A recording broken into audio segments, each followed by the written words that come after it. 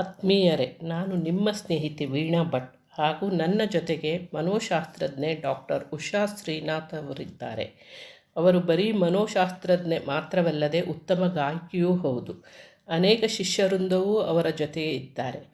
ಈ ದಿನ ನಾವು ಪ್ರತಿ ವ್ಯಕ್ತಿಯ ಕೊನೆಯ ಘಟ್ಟವಾದ ವೃದ್ಧಾಪ್ಯದಲ್ಲಿ ಬರುವ ವರ್ತನೆ ಅಸ್ವಸ್ಥತೆಗೆ ಅಥವಾ ಓಲ್ಡ್ ಏಜ್ ಬಿಹೇವಿಯರಲ್ ಡಿಸಾರ್ಡರ್ ಬಗ್ಗೆ ಚರ್ಚಿಸಲಿದ್ದೇವೆ. ಈ ವಿಷಯವನ್ನು ಸವಿಸ್ತಾರವಾಗಿ ಡಾಕ್ಟರ್ ಉಷಾ ಅವರಿಂದಲೇ ತಿಳಿದುಕೊಳ್ಳುವ. ಈಗ ಇದೆಲ್ಲ ಒಂದೊಂದೇ ಸ್ಟೇಜ್ ಆದಮೇಲೆ ಕೊನೆ ಸ್ಟೇಜ್ ರಿಟೈರ್ಮೆಂಟ್ ಸ್ಟೇಜ್ ಅಥವಾ ಓಲ್ಡ್ ಏಜ್ ಸ್ಟೇಜ್ ಅಂಥೇಳಿ ಪ್ರತಿ ಮನುಷ್ಯನಿಗೂ ಇಷ್ಟ ಇರಲಿ ಇರದೇ ಇರಲಿ ಅದೊಂದು ಸ್ಟೇಜ್ ಬಂದೇ ಬರ್ತದೆ. ಅದು ಎಲ್ಲರಿಗೂ ಬರ್ತದೆ, ಅಂದರೆ ಕೆಲಸ ಮಾಡೋರಿಗೂ ಬರ್ತದೆ, ಮನೇಲಿದ್ದ ಹೌಸ್ ವೈಫ್ಸ್ ಎಲ್ಲರಿಗೂ ಒಂದು ಪ್ರಾಯದ ಒಂದು ಪ್ರಾಬ್ಲಮ್ ಅಂಥೇಳಿ ಸ್ಟಾರ್ಟ್ ಆಗ್ತದೆ. ಅದರಲ್ಲಿ ಬರೋ ಪ್ರಾಬ್ಲಮ್ ಏನು? ಫಸ್ಟ್ ಒಂದು ಪ್ರಾಬ್ಲಮ್ ಬರೋದು ಏನಿಲ್ಲ ಅಂತ, ಯಾವ ಪ್ರಾಬ್ಲಮ್ ಇಲ್ಲ ಅಂತ ನಾನು ಕೇಳ್ತಾ ಇದ್ದೀನಿ. ಎಲ್ಲನೂ ಅದೇ old age is physical problems, psychological problems ಎಲ್ಲನೂ ಬಂದ್ಬಿಡುತ್ತೆ. ಯಾಕೆಂದರೆ ಬ್ರೈನು ಅಷ್ಟು ಚೆನ್ನಾಗಿ ಕೆಲಸ ಮಾಡ್ತಾ ಇರಲ್ಲ. ಎಲ್ಲ ಬ್ರೈನ್ ಸೆಲ್ಸ್ ಎಲ್ಲ ಸ್ವಲ್ಪ ಹೋಗ್ತಾ ಇರುತ್ತೆ, ಮೆಮೊರಿ ಲಾಸ್ ಆಗಿರುತ್ತೆ, ಆಮೇಲೆ ಸೆಲ್ಫ್ ಎಸ್ಟೀಮ್ ಕಡಿಮೆ ಆಗಿರುತ್ತೆ, ರಿಟೈರ್ಮೆಂಟ್ ಆಗಿರುತ್ತೆ, ಅರ್ನಿಂಗ್ ಇರೋದಿಲ್ಲ, ಯಾರೂ ನಮಗೆ ಕೇರ್ ಮಾಡೋದಿಲ್ಲ, ಮಕ್ಕಳಿಗೆ ಅವ್ರ ಲೈಫೇ ಬ್ಯುಸಿಯಾಗಿರುತ್ತೆ, ನಮ್ಮನ್ನು ಯಾರು ಕೇರ್ ಮಾಡಲ್ಲ ಅಂತ ಕೀಳರಿಮೆ ಶುರು ಆಗುತ್ತೆ, ಲಾಸ್ ಆಫ್ ಅ ಪಾರ್ಟ್ನರ್ ಆಗುತ್ತೆ, ಆ ಟೈಮ್ನಲ್ಲಿ ಆಗ್ಬೋದು. ಮತ್ತು ಇದು ಅಲ್ಝೈಮರ್ಸ್ ಬರ್ಬೋದು, ಡೆಮೆನ್ಷಿಯಾ ಬರ್ಬೋದು, ಪಾರ್ಕಿನ್ಸನ್ಸ್ ಬರ್ಬೋದು. ತುಂಬ ಫಿಸಿಕಲ್ ಏಲ್ಮೆಂಟ್ಸು, ಡಯಾಬಿಟಿಸು, ಹೈಪರ್ ಟೆನ್ಷನ್ನು ಇದೆಲ್ಲ ಜಾಸ್ತಿ ಆಗಿರುತ್ತೆ. ಇವಾಗ ಉಲ್ಬಣ ಆಗುತ್ತೆ. ಆವಾಗ ತುಂಬಾ ಸೈಕಲಾಜಿಕಲ್ ಪ್ರಾಬ್ಲಮ್ಸು ಶುರು ಆಗುತ್ತೆ. ನಮಗೆ ಫೈನಾನ್ಷಿಯಲ್ ಇಂಡಿಪೆಂಡೆನ್ಸ್ ಹೋಗುತ್ತೆ. ಸ್ವಲ್ಪ ಪೆನ್ಷನ್ ಬಂದ್ರೂ ಯಾರದ್ದು ಮೊದಲಿನಷ್ಟು ಇರೋದಿಲ್ಲ. ಮೂಮೆಂಟ್ ಪ್ರಾಬ್ಲಮ್ ಬರ್ತದೆ, ಹೊರಗೆ ಹೋಗ್ಲಿಕ್ಕೆ ಆಗಲ್ಲ, ಅರ್ಥರೈಟಿಸು, ಕೈ ಕಾಲು ನೋವು ಎಲ್ಲ ಬರ್ತದೆ, ಕಣ್ಣಿಂದು ಪ್ರಾಬ್ಲಮ್ ಬರ್ತದೆ, ಎಲ್ಲ ದೈಹಿಕವಾಗಿ ಪ್ರಾಬ್ಲಮ್ ಒಟ್ಟಿಗೆ ತುಂಬ ಬರುತ್ತೆ. ಮೆಂಟಲ್ ಪ್ರಾಬ್ಲಮ್ಮು ಸಿಕ್ಕಾಬಿಟ್ಟೆ. ನಾವು ಯಾರ ಮೇಲಾದ್ರೂ ಡಿಪೆಂಡ್ ಆಗ್ಬೋದು. ಭಯ ತುಂಬ, ಡಿಪೆಂಡೆನ್ಸಿ ಇರುತ್ತೆ. ಯಾರ ಮೇಲಾದ್ರೂ ಡಿಪೆಂಡ್ ಆಗ್ಬೋದು, ನನಗಿಷ್ಟ ಇಲ್ಲ. So old age physical problems ತುಂಬ ಇರುತ್ತೆ. ಕಣ್ಣು ಅದು ಕಾಣಿಸಲ್ಲ, ಬ್ಲಡ್ ಪ್ರೆಷರು, ಡಯಾಬಿಟೀಸು, ಆಮೇಲೆ ಕಿವಿ ಕೇಳಿಸಲ್ಲ. ಯಾರಿಗೂ ನನ್ನ ಜನ್ರೇಷನ್ ಗ್ಯಾಪ್ ಇರುತ್ತೆ, ಅದು ತುಂಬಾ ಇರ್ತದೆ. ನಾನು ಹೇಳಿದ ಮಾತು ನನ್ನ ಮಕ್ಕಳಿಗೆ ಅವ್ರಿಗೆ ಸಹಿಸೋದಿಲ್ಲ. ನನ್ನ ವ್ಯಾಲ್ಯೂ ಸಿಸ್ಟಮ್ ಬೇರೆ ಇರುತ್ತೆ, ಅವ್ರ ವ್ಯಾಲ್ಯೂ ಸಿಸ್ಟಮ್ ಬೇರೆ ಇರುತ್ತೆ. ನಾನೇನಾದ್ರು ಹೇಳಕ್ಕೆ ಹೋದರೆ, ಅಯ್ಯೋ ಇದು ಯಾವುದೋ ದೊಡ್ಡ ಇದು ಸಂಪ್ರದಾಯ ಹೇಳ್ತಾ ಇದೆಯಾ, ನನಗೆ ಇಷ್ಟ ಆಗೋಲ್ಲ ಅಂತ ಅವ್ರು ಹೇಳ್ತಾರೆ. ನಮಗೆ ಕಾನ್ಫ್ಲಿಕ್ಟ್ ಬರುತ್ತೆ, ಮಕ್ಕಳ ಜೊತೆ ತುಂಬಾ ಕಾನ್ಫ್ಲಿಕ್ಟ್ ಬರುತ್ತೆ. ನಾನೊಂದು ಹೇಳಿದ್ರೆ ಏತಿ ಅಂದರೆ ಪ್ರೀತಿ, ಆವಾಗ ಜಗಳಗಳು ಶುರು ಆಗುತ್ತೆ. ಆವಾಗ ನನಗೆ ಯಾರೂ ಬೆಲೆ ಕೊಡೋದಿಲ್ಲ, ಕೀಳರಿಮೆ ಬರುತ್ತೆ. ನಮ್ಮನ್ನು ನೀವೆಲ್ಲ ಆ ಸಿನಿಮಾ ನೋಡಿರಬೇಕು, ಸ್ಕೂಲ್ ಮಾಸ್ಟರು, ಆ ಥರದ್ದೆಲ್ಲ ನೋಡಿರಬೇಕು. ಅದೆಲ್ಲ ಭಾಗ್ ಬನ್ನು ಅದೆಲ್ಲ ನೋಡಿರಬೇಕು. ಈ ಮಕ್ಕಳಿಗೆ ನಾವು ಬರ್ಡನ್ನು ಏನೋ ಅನಿಸುತ್ತೆ. ಹೌದು, ಕೆಲವೊಂದು ಸಲ ಅದು ಎಣಿಸ್ತದೆ. ಫಿಸಿಕಲ್ ಬರ್ಡನ್ನು, ಸೈಕಲಾಜಿಕಲ್ ಬರ್ಡನ್ನು, ನಮ್ಮನ್ನು ಬಿಟ್ಟು ಹೋಗೋಕ್ಕಾಗಲ್ಲ, ಇಟ್ಕೊಳ್ಳೋಕ್ಕಾಗಲ್ಲ, ಫೈನಾನ್ಷಿಯಲ್ ಬರ್ಡನ್ನು, ಅದು ಇದು ತುಂಬ ಶುರು ಆಗುತ್ತೆ. ಇವರಿಗೆ ಅವ್ರ ಮೇಲೆ ಡಿಪೆಂಡ್ ಆಗೋಕ್ಕೆ ಇಷ್ಟ ಇರೋದಿಲ್ಲ. ಇಂಡಿಪೆಂಡೆಂಟಾಗಿ ಎಷ್ಟು ವರ್ಷ ಇಂಡಿಪೆಂಡೆಂಟಾಗಿ ಬದುಕಿರ್ತಾರೆ, ಅದನ್ನೇ ಕಂಟಿನ್ಯೂ ಮಾಡಬೇಕಂತ ಆಸೆ, ಅದು ನ್ಯಾಚುರಲ್ ಆಗಿ ಇರ್ತದೆ. ಅವ್ರು ಅತಿ ಇಂಡಿಪೆಂಡೆಂಟಾಗಿ ಹೋದರೆ ಅವರೆಲ್ಲಿ ಬೀಳ್ತಾರೆ, ಬಿದ್ದರೆ ಇನ್ನೂ ನಮಗೆ ತೊಂದರೆ ಆಗುತ್ತೆ ಅಂತ ನಮಗೆ ಭಯ ಇರುತ್ತೆ. ಆಮೇಲೆ ಇನ್ನೊಬ್ರ ಹತ್ರ ಮಾಡಿಸ್ಕೊಳ್ಳೋಕೆ ಇಷ್ಟ ಆಗೋಲ್ಲ, ಇನ್ನೊಬ್ರಿಗೆ ಫೈನಾನ್ಷಿಯಲ್ ಕೈ ನೀಡೋಕ್ಕೆ ಇಷ್ಟ ಆಗೋದಿಲ್ಲ. ಮೆಡಿಕೇಷನ್ಸ್ ಬೇಕಾಗತ್ತೆ, ಮೆಡಿಕೇಷನ್ಸ್ ತರಿಸ್ಕೊಳ್ಳೋಕ್ಕೆ ಕೆಲವರೆಲ್ಲ ಇಂಡಿಪೆಂಡೆಂಟಾಗಿರುತ್ತೆ ಫೈನಾನ್ಷಿಯಲಿ, ಬಟ್ ಫಿಸಿಕಲಿ ಡಿಪೆಂಡೆಂಟ್ ಆಗಿರುತ್ತೆ. ಮಕ್ಕಳ ಮನೇಲಿ ಹೋಗೋಕ್ಕೆ ಇಷ್ಟ ಇರೋದಿಲ್ಲ. ಮಕ್ಕಳ ಮನೇಲಿ ಹೋಗಿದ್ದರೆ ಸೊಸೆ ಚೆನ್ನಾಗಿದ್ದರೆ ಅಳಿಯ ಚೆನ್ನಾಗಿರಬೇಕು, ಇಬ್ಬರೂ ಚೆನ್ನಾಗಿರಬೇಕು. ಅಳಿಯ ಚೆನ್ನಾಗಿದ್ದರೆ ಸೊಸೆ ಚೆನ್ನಾಗಿರೋದಿಲ್ಲ, ಅಡ್ಜಸ್ಟ್ ಮಾಡ್ಕೊಂಡು ಹೋಗಬೇಕು. ನಮ್ಮದು ಹಳೇ ಗುಡ್ ಸಂಪ್ರದಾಯ, ಸೊಸೆ ಸ್ನಾನ ಮಾಡಿನೇ ನನಗೆ ಅಡುಗೆ ಮಾಡಬೇಕು ಅಂತ ಇದ್ದಾರೆ, ಸೊಸೆಗೆ ಅಡುಗೆ ಮಾಡಿದ್ಮೇಲೆ ಸ್ನಾನ ಮಾಡಬೇಕು ಅಂತ ಅವಳಿಗಿರುತ್ತೆ. ಈ ಥರದ್ದೆಲ್ಲ ಚಿಕ್ಕ ವಿಷಯ ದೊಡ್ಡದಾಗಿಬಿಡ್ತದೆ. ಅದು ತಡಿಲಿಕ್ಕೆ ಶಕ್ತಿನೂ ಇರೋದಿಲ್ಲ. ನನಗೀಗ ಹೊರಟಾಗ ನಾನು ಇಷ್ಟು ದಿವಸ ರಾಣಿ ಥರ ನಾನಿದ್ದೆ ನನ್ನ ಮನೆಯಲ್ಲಿ, ಇವಾಗ ಸೊಸೆ ಕೈ ಕೆಳಗೆ ಬೀಳಬೇಕು ಅಂತ ಆ ಥರದ್ದೆಲ್ಲ ಶುರು ಆಗುತ್ತೆ. ಇದರಿಂದ ಪ್ರಾಬ್ಲಮ್ಸ್ ತುಂಬ ಜಾಸ್ತಿ ಆಗ್ಬೋದು. ಆಮೇಲೆ ಡಿಪ್ರೆಷನ್ನು ಬರುತ್ತೆ, ಹೆಲ್ಪ್ಲೆಸ್ನೆಸ್ ಆ್ಯಂಡ್ ಹೋಪ್ಲೆಸ್ನೆಸ್. ಹೋಪ್ಲೆಸ್, ನನ್ನ ಫ್ಯೂಚರ್ ಹೋಪ್ಲೆಸ್, ನಾನೇನು ಮಾಡೋದು, ಹೆಲ್ಪ್ಲೆಸ್. ಇಷ್ಟು ವರ್ಷ ತುಂಬಾ ಕೆಲಸ ಮಾಡಿ ಕೊನೆಗೆ ಏನೂ ಮಾಡಬೇಡಿ ಕೂತ್ಕೊಳ್ಳಿ ಅಂದರೆ ಅದು ಕಷ್ಟ ಆಗ್ತದೆ. ಎಲ್ಲರ ಮೇಲೂ ನಾನು ಕೋಪ ಬರ್ತದೆ, ಡಿಪೆಂಡೆನ್ಸಿ ಆದರೆ ತುಂಬ ಬೇಜಾರಾಗುತ್ತೆ. ನನ್ನ ಲಾಸ್ ಆಫ್ ಪವರ್. ನಾನು ರಾಜಂತರ ಇದ್ದೆ, ನನ್ನ ಆಫೀಸ್ನಲ್ಲಿ ಎಲ್ಲರೂ ನಾನು ರೆಸ್ಪೆಕ್ಟ್ ಮಾಡ್ತಾಯಿದ್ದಾರೆ, ಇಲ್ಲಿ ಯಾರೂ ನಾನು ಕೇರ್ ಮಾಡಲ್ಲ. Loss of control. ಈ ಬಾಡಿಲಿ ಇದು ಯೂರಿನರಿ ಕಂಟ್ರೋಲ್ ಹೋಗುತ್ತೆ, ಡೈಪರ್ ಹಾಕೋಬೇಕಾಗತ್ತೆ, ಅದು ಒಂಥರ ಶೇಮ್ಫುಲ್ ಆಗುತ್ತೆ. ತುಂಬ ನನಗೆ ಶೇಮ್ಫುಲ್ ಇದೆಲ್ಲ ಆಗತ್ತೆ. ಬೇಗ ಸಾವು ಬರಲಿ ಅಂತ ಆಶಿಸ್ತಾ ಇರ್ತೀನಿ, ಅದು ಆಗೋದಿಲ್ಲ. ಆಮೇಲೆ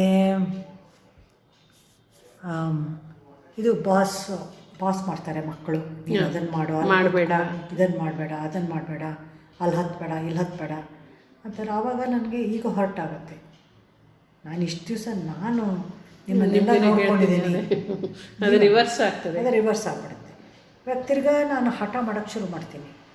ಟೆರಿಬಲ್ ಟು ರಿಪೀಟ್ ಆಗುತ್ತೆ ಈ ಟೈಮಲ್ಲಿ. ಅದು ಮಕ್ಕಳ ಥರ ಬಿಹೇವ್ ಮಾಡೋಕ್ಕೆ ಹೇಳ್ತಾರಲ್ಲ, ಪ್ರಾಯದವರು ಮಕ್ಕಳ ಹಾಗೆ ಅವರು ಉಚ್ಚೆ ಮಾಡ್ಕೊಳ್ಳೋದು, ಅಲ್ಲಲ್ಲೇ ಇದು ಮಾಡ್ಕೊಳ್ಳೋದು, ತಿನ್ನಬೇಡ ಅಂದರೆ ಅದನ್ನು ತಿನ್ನೋದು, ಅಲ್ಲಿ ಹೋಗಬೇಡ ಅಂದರೆ ಅಲ್ಲಿ ಹೋಗೋದು ಎಲ್ಲ ಮಾಡ್ತಾರೆ. ಈ ಟೆರಿಬಲ್ ಟೂಸು ನಾನು ಹೇಳಿದಾಗೆ ಆಗಬೇಕು. ಟೆಂಪರ್ ಟೆಂಟಮ್ಸ್ ಮಾಡ್ತಾರೆ ಅವರು. ಈಗ ಈ ಟೈಮ್ಲಿ ಬರುವಂಥ ಈ ಪ್ರಾಬ್ಲಮ್ಗೆ ನೀವು ಯಾರಿಗೆ ಅಡ್ವೈಸ್ ಮಾಡಲಿಕ್ಕೆ ಇಷ್ಟಪಡ್ತೀರಾ? ಅಂದರೆ ಓಲ್ಡ್ ಏಜ್ ಇದ್ದವ್ರಿಗೆ ಅಥವಾ ಅವ್ರು ನೋಡ್ಕೊಳ್ಳುವಂಥ ಓಲ್ಡ್ ಏಜ್ ಅರ್ಥ ಮಾಡ್ಕೊಳ್ಳೋದಾದರೆ ಅವ್ರಿಗೆ ಹೇಳ್ಬೋದು. ಅವ್ರಿಗೊಂಥರ ಅರ್ಥ ಮಾಡ್ಕೊಳ್ಳೋ ಕೆಪಾಸಿಟಿ ನಾನು ಹೇಳಿದ್ದೆ ರೈಟ್ ಅಂತ ಹೊಟ್ಟೋದ್ರೆ ಅವ್ರಿಗೆ ಹೇಳಿ ಏನು ಪ್ರಯೋಜನ ಇಲ್ಲ. ಆವಾಗ ಅವ್ರ ಜೊತೆಯಲ್ಲಿದ್ದವ್ರಿಗೆ ನೀವು ಸ್ವಲ್ಪ ಸಮಾಧಾನದಿಂದ ಇರಬೇಕು. ಇವರನ್ನು ಸ್ವಲ್ಪ ನೀವು ಟೈಮ್ ಕೊಡಬೇಕು, ಅವರಿಗೆ ಕೂತ್ಕೊಂಡು ಮಾತಾಡೋಕ್ಕೆ ಟೈಮ್ ಕೊಡಬೇಕು.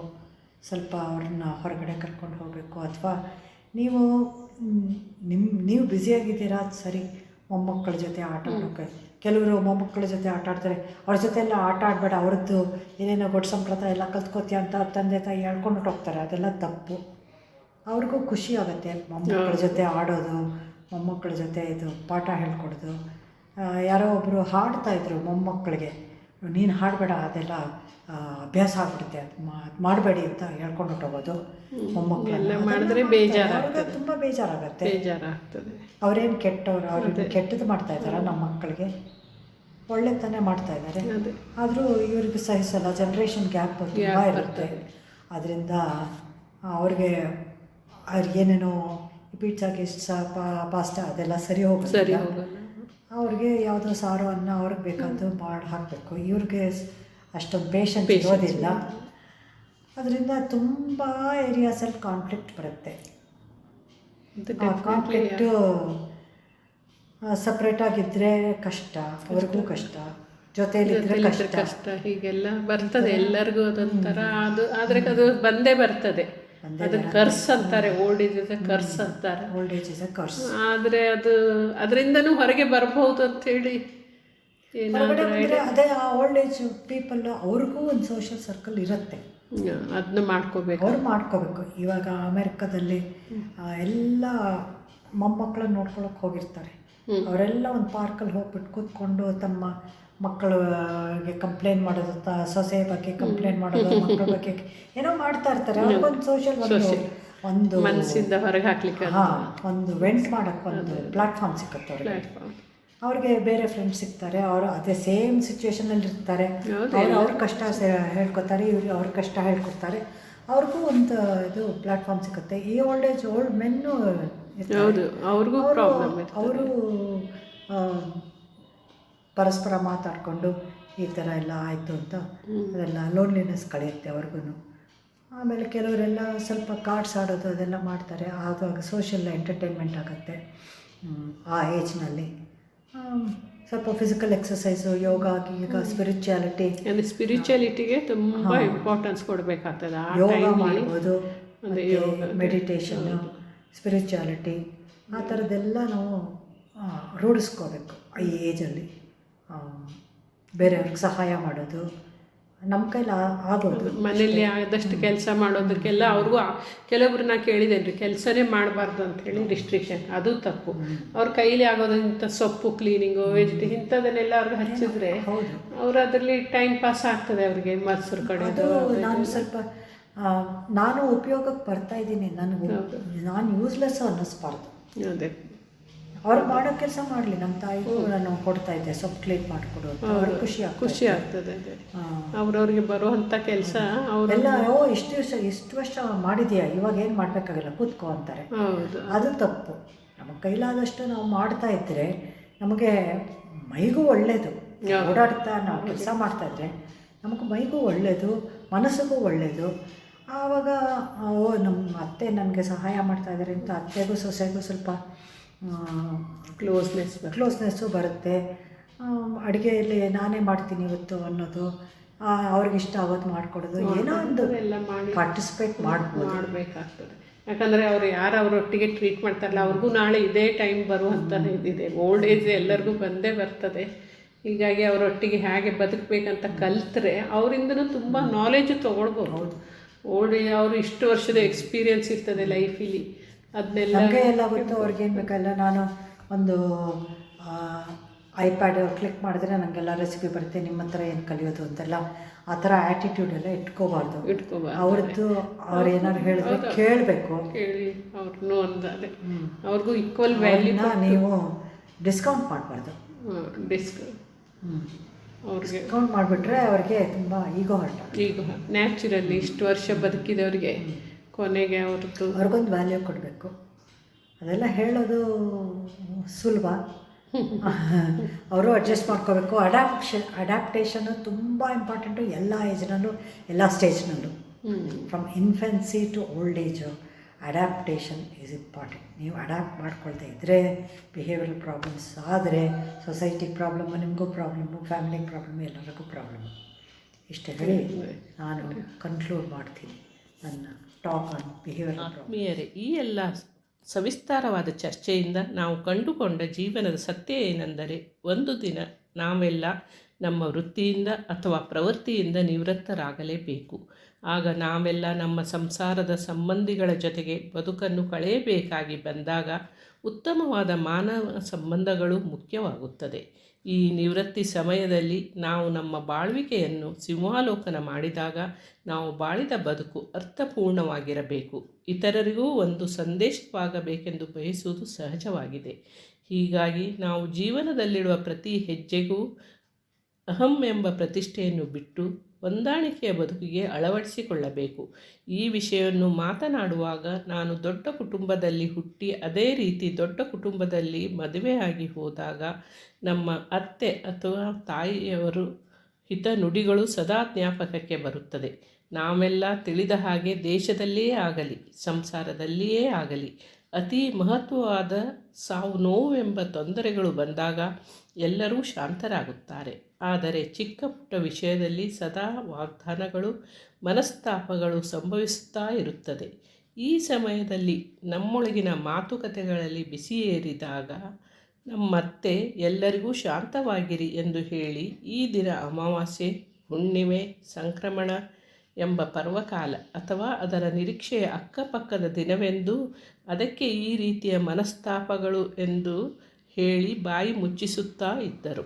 ನಮ್ಮೆಲ್ಲರ ಮಧ್ಯೆ ದೋಷಯುತವಾದ ಆ ಗಳಿಗೆ ಆ ದಿನ ಕತ್ತಲಲ್ಲಿ ಮುಳುಗಿ ಹೋದಾಗ ಮತ್ತೆ ಹೊಸ ದಿನದ ಹೊಸ ಹುಮ್ಮಸ್ಸಿನ ಜೊತೆಗೆ ಬಾಳಲು ರೆಡಿಯಾಗುತ್ತಾ ಇದ್ದೆವು.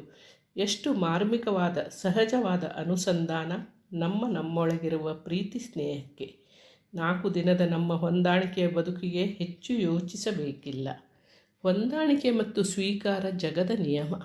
ಜೀವನದ ಪಯಣದದ್ದಕ್ಕೂ ನಮಗೆ ಸಂಪರ್ಕಿಸುವ ಪ್ರತಿ ಸಂಬಂಧಗಳ ಜೊತೆಯಲ್ಲಿ ಹೊಂದಾಣಿಕೆಯಿಂದ ಬದುಕುವುದು ನಮಗೆ ನಮ್ಮದೇ ಆದ ಮಾತಾಪಿತೃರು ಅಥವಾ ನಮ್ಮ ಮಕ್ಕಳ ಜೊತೆಗೆ ಹೊಂದಿಕೊಳ್ಳುವುದು ಕಷ್ಟದ ಕೆಲಸವೇನಲ್ಲ. ಜೀವನ ಕಲಿಸಿಕೊಟ್ಟ ಸುಖಿ ಸಂಸಾರದ ಮೌಲ್ಯವನ್ನು ನಾನು ನಿಮ್ಮ ಜೊತೆ ಹಂಚಿಕೊಂಡಿರುತ್ತೇನಷ್ಟೇ. ಈವರೆಗೆ ನಾವು 5 ಭಾಗಗಳಲ್ಲಿ ವರ್ತನೆ ಅಸ್ವಸ್ಥತೆ ಅಥವಾ ಬಿಹೇವಿಯರಲ್ ಡಿಸಾರ್ಡರನ್ನು, ಹುಟ್ಟಿದ ಮಗುವಿನಿಂದ ವಯೋವೃದ್ಧರಲ್ಲಾಗುವ ತೊಂದರೆಯನ್ನು ಹಂತ ಹಂತವಾಗಿ ತಿಳಿದುಕೊಂಡಿರುತ್ತೇವೆ. ಇನ್ನು ಮುಂದಿನ ಸಂಚಿಕೆಯಲ್ಲಿ ಸ್ಕಿಜೋಫ್ರೇನಿಯಾ ಅಥವಾ ಮನೋರೋಗಗಳ ಬಗ್ಗೆ ಮಾತನಾಡುವ. ದಯವಿಟ್ಟು ಈ ಚಾನಲ್ನಲ್ಲಿ ಸಬ್ಸ್ಕ್ರೈಬ್ ಆಗಿ ನಿಮ್ಮ ಪ್ರೀತಿ ಪಾತ್ರ ಸಹೋದರ ಸಂಬಂಧಿಗಳಲ್ಲಿ ಸ್ನೇಹಿತರಲ್ಲಿ ಹಂಚಿಕೊಳ್ಳಿ ಹಾಗೂ ನಿಮ್ಮ ಅನಿಸಿಕೆಯನ್ನು ತಪ್ಪದೇ ಬರೆದು ತಿಳಿಸಿ. ನಮಸ್ಕಾರ.